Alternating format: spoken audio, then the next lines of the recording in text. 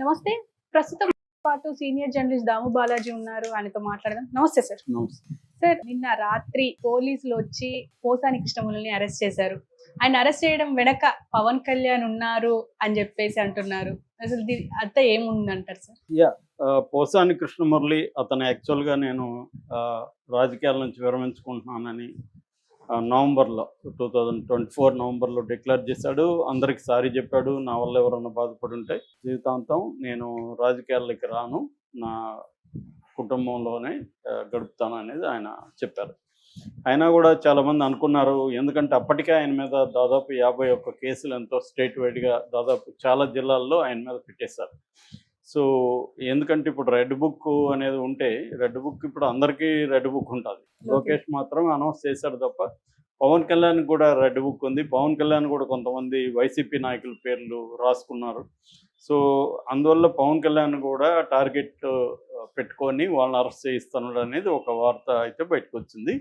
So ఎందుకంటే పవన్ కళ్యాణ్ని పోసాని తిట్టినట్టుగా ఇంకెవరు తిట్టుంటారు. చాలా దారుణంగా వ్యక్తిగతంగా వాళ్ళ భార్యల గురించి, పిల్లల గురించి చాలా నీచంగా, అసలు అంటే వినలేని భాషలో ఆయన తిట్టాడు. ఇప్పుడు ఆ వీడియో కూడా వైరల్ అవుతుంది. దానికి ఆయన సమాధానం ఏంటంటే, నన్ను, నా భార్యను, నా పిల్లల్ని కూడా జనసేన వాళ్ళు తిట్టారు, పవన్ కళ్యాణ్ అభిమానులు తిట్టారు, కాబట్టి నేను తిడుతున్నానని ఆయన చెప్పి చేశాడు. అందులో కూడా వాస్తవం. జనసేన అభిమానులు కూడా ఎలా తిడతారో అందరికీ తెలుసు. కత్తి మహేష్ లాంటి వాళ్ళని ఎట్లా ఫిజికల్గా కూడా దాడులు చేయడానికి ట్రై చేశారు. యాక్చువల్గా అందరికంటే వరస్ట్ ఎవరంటే జనసేన బ్యాచే. ఎందుకంటే వాళ్ళు పొలిటికల్ క్యాడర్ కాదు.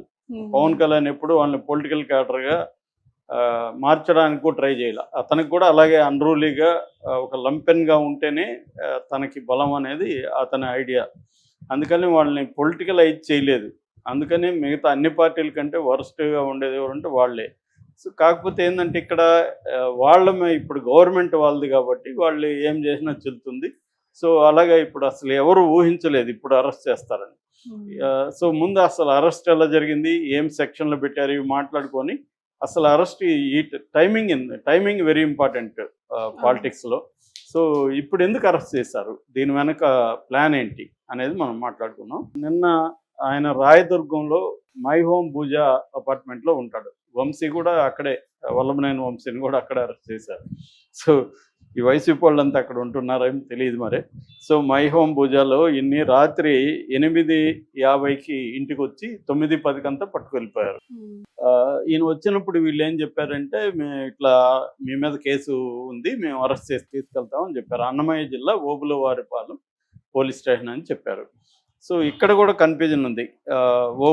సంబేపల్లి ఎస్ఐ వచ్చాడు, భక్తవత్సలం. ఓబులవారిపల్లిలో కేసు ఉంది. ఇదొక కన్ఫ్యూజన్. అయితే రెండో ఇదేంటంటే డేట్, ఈరోజు డేట్ ఉంది. యాక్చువల్గా ఈరోజు నేను అది చూశాను కూడా, వాళ్ళు ఇచ్చిన నోటీసు మీడియాలో వచ్చింది. సో ఆ నోటీసులో ఈరోజు డేటు, ఈరోజు టైం ఉంది, 8:45కి ఈరోజు డేట్ ఉంది. ఈరోజు డేట్ వేసి నిన్న ఎలా అరెస్ట్ చేస్తారు అనేది కూడా ఇదే అనమాట. సో ఇవన్నీ కోర్టులో రేపు డిఫెన్స్ అడ్వకేట్లు పెడతారనుకోండి, అది వేరే విషయం. సో మొత్తానికి కేసు ఏంటంటే, అక్కడ జనసేన నేత జోగినేని మణి 2 రోజులకు ముందే కంప్లైంట్ ఇచ్చారు. ఎక్కడ, ఈ ఓబులవారిపల్లి పోలీస్ స్టేషన్లో. ఏం కంప్లైంట్ ఇచ్చాడు అతనంటే, ఇతను పవన్ కళ్యాణ్ మీద చాలా దుర్భాషలు ఆడాడు, అట్లాగే సినీ పరిశ్రమలో వివిధ కులాల మధ్య, వర్గాల మధ్య విభేదాలు సృష్టించేట్టుగా మాట్లాడాడు. ఇది అతను ఇచ్చిన కంప్లైంట్. దాన్ని బేస్ చేసుకొని వీళ్ళు ఏం కేసులు పెట్టారంటే, సెక్షన్లు పెట్టారంటే, బిఎన్ఎస్ కింద 196కి పెట్టారు. 196 అనే సెక్షన్ ఏం చెప్తుందంటే, హేట్రెడ్ని సమాజంలో వివిధ వర్గాల మధ్య, కులాల మధ్య, మతాల మధ్య హేట్రెడ్ని పెంచే విధంగా ప్రవర్తించినా, పోస్టులు పెట్టినా, మాట్లాడినా ఈ సెక్షన్ వర్తిస్తుంది. సో ఈయన అలా చేశాడు అనేది నెంబర్ 1. నెంబర్ 2, 353(2). 353లో మళ్ళీ సబ్ సెక్షన్లు ఉంటాయి కదా, అలాగా సబ్ సెక్షన్ 2 పెట్టారు. ఇది కూడా బెయిలబులే. ఫస్ట్ది కూడా bailable and non Cognizant. Non Cognizant తేడా ఏంటంటే, కాగ్నిజెంట్ అంటే కోర్టు పర్మిషన్ లేకుండా ఎవరినైనా అరెస్ట్ చేయొచ్చు, వారెంట్ అవసరం లేదు కాగ్నిజెంట్ సెక్షన్ అయితే. సో ఇది నాన్ కాగ్నిజెంట్, అంటే కోర్టు పర్మిషన్ ఉండాలి ఈ సెక్షన్లకి, ఈ 2 సెక్షన్లకి 196, 353 సబ్సెక్షన్ 2. మామూలుగా సబ్సెక్షన్ 1 అయితే నాన్ బెయిలబుల్, కానీ వీళ్ళు 2 పెట్టారు. ఈ సెక్షన్ ఏం చెప్తుందంటే ఫాల్స్ మిస్లీడింగ్ ఇన్ఫర్మేషన్ ఇచ్చి పబ్లిక్ని ఫాల్స్గా అలారం చేయడం. అంటే ఫర్ ఎగ్జాంపుల్ ఎయిర్పోర్ట్లో బాంబు ఉందని చెప్పి ఎవరైనా చెప్తే ఈ సెక్షన్ వర్తిస్తుంది. ఫాల్స్గా అలారం ఇవ్వడం పబ్లిక్ని, ఇది ఈ సెక్షన్. ఈయన ఏమి ఇచ్చడం మరి తెలియదు. ఇంకోటి అయితే ఇంకా ఘోరమైన సెక్షన్ పెట్టారు.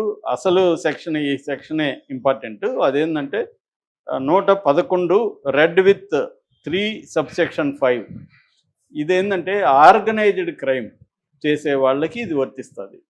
మరి ఈయన ఏ ఆర్గనైజ్డ్ క్రైమ్ సిండికేట్లో మెంబర్ అయితే ఈ సెక్షన్ వర్తిస్తుంది.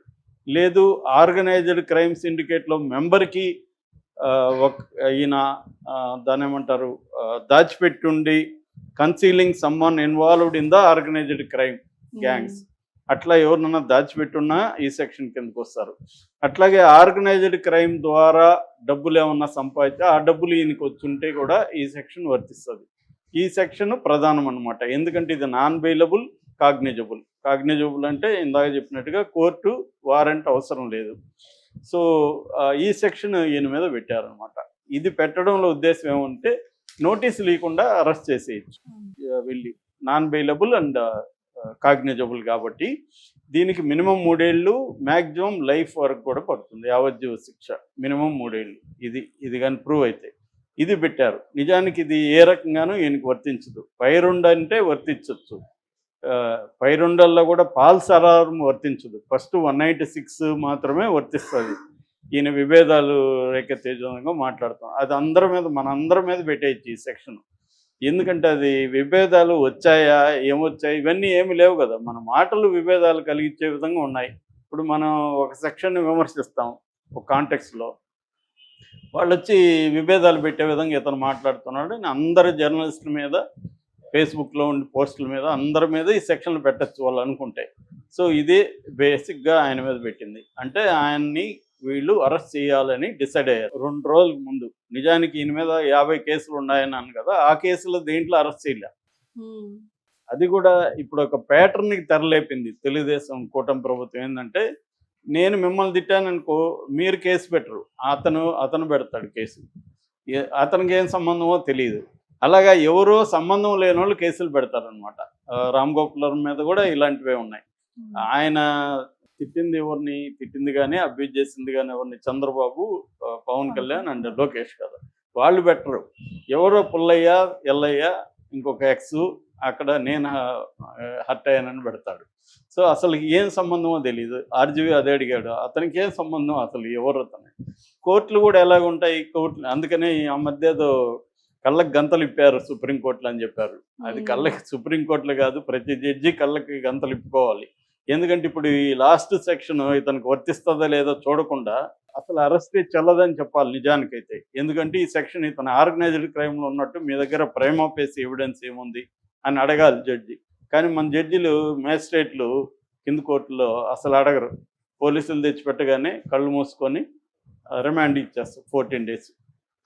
అది జనరల్గా జరిగేది. అందుకని పోలీసులు కూడా ఏం చేస్తారంటే ఈ నాన్ బెయిలబుల్, కాగ్నిజబుల్ సెక్షన్లని పెడతారు. ఎవరినైనా మనం అరెస్ట్ చేసి తెచ్చేద్దాం అనుకుంటే. ఇతని మీద కూడా అలాగే చేస్తారు. పైగా ఇతను నాకు 66 ఏళ్ళు, నిన్ననే హాస్పిటల్కి వెళ్ళొచ్చాను, రేపు ఎంఆర్ఐకి కూడా ఆల్రెడీ మేము అపాయింట్మెంట్ తీసుకున్నాము, మాకు నోటీసులు ఇచ్చాలండి, నేను రేపు వస్తానంటే కూడా వాళ్ళు టైం ఇవ్వలేదు. జస్ట్ 20 minutesలో అతను, నేను అన్నం తిని ట్యాబ్లెట్లు వేసుకోవాలి, ఎందుకంటే ఏ ట్యాబ్లెట్ ఎప్పుడు వేసుకోవాలో కూడా నాకు తెలియదు, నా భార్య ఇస్తే నేను వేసుకుంటుంటాను. చాలామంది ఇళ్ళల్లో అలాగే ఎవరో ఇస్తే వేసుకుంటుంటారు. సో అలాగే ఉంది, నేను ట్యాబ్లెట్ వేసుకొని బయలుదేరుతుంటే కూడా వాళ్ళు తినడానికి కూడా ఒప్పుకోలేదు. సో అంటే ఇతన్ని ఉన్న పలానా తీసుకెళ్ళాలి, అది కూడా రాంగ్ డేట్, ఈరోజు అరెస్ట్ చేయాల్సి ఉంటే నిన్ననే అరెస్ట్ చేసి తీసుకెళ్ళిపోవాలి అనేది వాళ్ళ ఉద్దేశం. ఇక్కడ ఎందుకు ఇప్పుడు పోసాన్ని అరెస్ట్ చేశారు అనేదానికి 2 రకాల కారణాలు చెబుతున్నారు. ఒకటి జీవీ రెడ్డి ఇష్యూ చంద్రబాబు పెద్ద తలనొప్పిగా మారింది. ఎందుకంటే కేడర్ కానీ జీవీ రెడ్డి ని సపోర్ట్ చేస్తున్నారు. అట్లాగే తెలుగుదేశాన్ని గట్టిగా సపోర్ట్ చేసే జర్నలిస్టులు కావచ్చు, మేధావులు కావచ్చు, అందరూ కూడా ఈ విషయంలో చంద్రబాబును వ్యతిరేకిస్తున్నారు. జీవీ రెడ్డిని సపోర్ట్ చేస్తున్నారు. సో ఇది ఒక ఇబ్బందిగా ఉంది. దీని నుంచి డైవర్ట్ చేయాలి. ఫస్ట్ డైవర్ట్ చేయాలంటే ఎవరినో ఒక పెద్ద ఫిగర్ని అరెస్ట్ చేస్తే మొత్తం దీని చుట్టూకి వెళ్ళిపోతుంది. జీవీ రెడ్డి ఇష్యూ పక్కకి వెళ్తుంది. ఇది ఒక టెక్నిక్. రెండోది, రేపటి నుంచి బడ్జెట్ సెషన్స్ ఉన్నాయి అసెంబ్లీలో. బడ్జెట్ సెషన్లో ఈ సూపర్ 6 ఏవి ఇచ్చే పరిస్థితి లేదు. బడ్జెట్ కేటాయించి అనౌన్స్ చేయాలి. అవి చేసే పరిస్థితి లేదు. సో ఈ బడ్జెట్ని డైవర్ట్ చేయాలంటే దానికి ముందు ఇట్లాంటివి చేయాలి.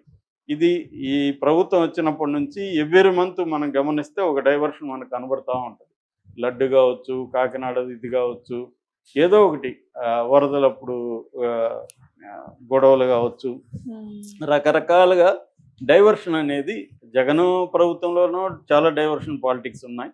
సో ఇప్పుడు పొలిటికల్ పార్టీలు చేసే ఒక మెథడ్లు ఏంటంటే డైవర్ట్ చేయడం, పబ్లిక్ అటెన్షన్ని తమ సమస్యల నుంచి డైవర్ట్ చేయాలంటే ఇంకేదో ఒక ఇష్యూని క్రియేట్ చేయడం. అందులో భాగంగా ఇతను అరెస్ట్ చేసినట్టుగా అర్థమవుతుంది.